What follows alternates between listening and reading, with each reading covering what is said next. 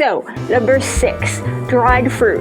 The film is correct that the dried fruit is something that the bunnies would love, and it is very high in calories, but it is not good for the bunnies. Because it is highly concentrated sugar.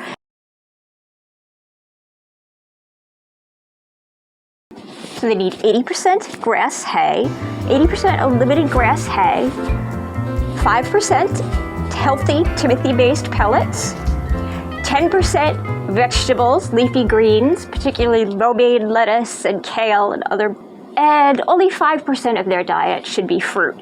And you want to make sure that you give them fresh fruit, not dried fruit. Number 5. This is a complaint that I have in general about movies. The dog catcher is not the bad guy. Most dog catchers are really animal control workers, people who work in shelters and devote their lives and their energy to rescuing dogs off the street. It's been in movies since I can remember, especially the heartbreaking version in Lady and the Tramp, where the tramp was being taken off to the dog catcher. So in Peter Rabbit 2, they do change it a little, and I'll give them credit for that, but they call it a pet store. So when the pets get abducted, they are sold to a store. Number 4, they are not vermin. All right, this is immediately corrected in the movie when Peter gets called vermin, but just the fact that he gets mistaken for vermin in the first place.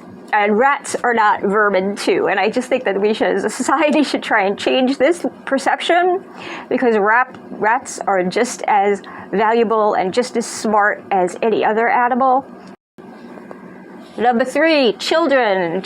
Bunnies are not good gifts for children or pets for children, and the movie does make a good point about. And in Barnabas and Peter are sold to a couple of children, and they just do not know how to handle the bunnies. They mishandle them, they throw them in the air, they give them a bath.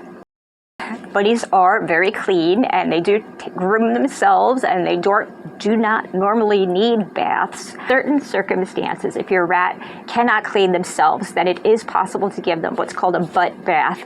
And I will include links if you want to check out my videos about that. But in general, it's a very bad idea to show the bunnies getting washed with soap in the sink. And number 1, my biggest peeve with the movie is when they pick up the rabbit by the ears. And this is something that they do from the very first movie, when Mr. McGregor, played by Sam Neill, picks up Peter for the first time. He's capturing him, so he picks him up by the ears. But this is also done by the younger Mr. McGregor too.